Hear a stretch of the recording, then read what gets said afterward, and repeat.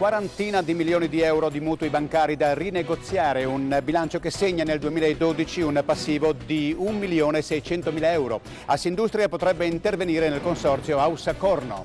L'edilizia soffre e la Regione prova a trovare una soluzione. Si prevede di istituire un fondo per l'anticipazione progettuale e alcune modifiche alle modalità di finanziamento.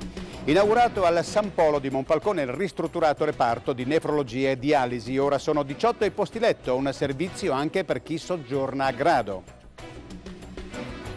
È stato inaugurato all'ospedale San Polo di Monfalcone il reparto di nefrologia e dialisi sottoposto ad una profonda ma veloce ristrutturazione.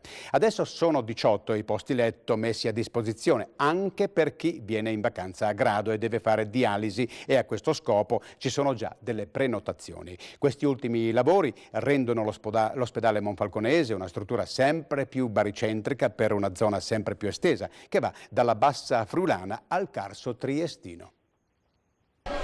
In questa ristrutturazione noi abbiamo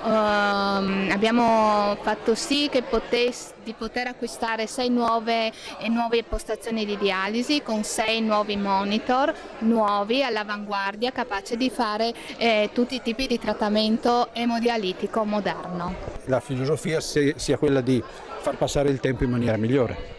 La filosofia è questa: il paziente deve venire a fare il trattamento 3 volte alla settimana e un singolo trattamento dura 4 ore. Va da sé che il paziente deve poter stare bene durante queste 4 ore. Cosa avete messo allora per fare questo servizio di comfort adeguato e moderno?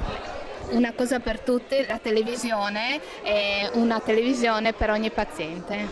Questo l'avete notato perché la gente si annoiava? La gente si annoia per forza, anche prima avevamo una televisione donata da un'associazione dei pazienti, però era un singolo televisore per 12 pazienti, adesso ci sono 18 televisori per 18 pazienti.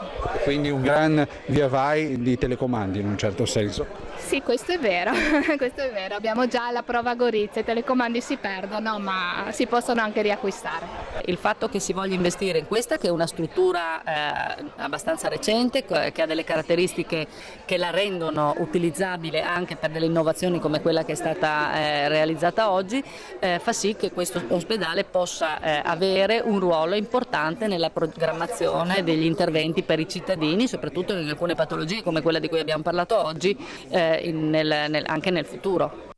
Se entro i termini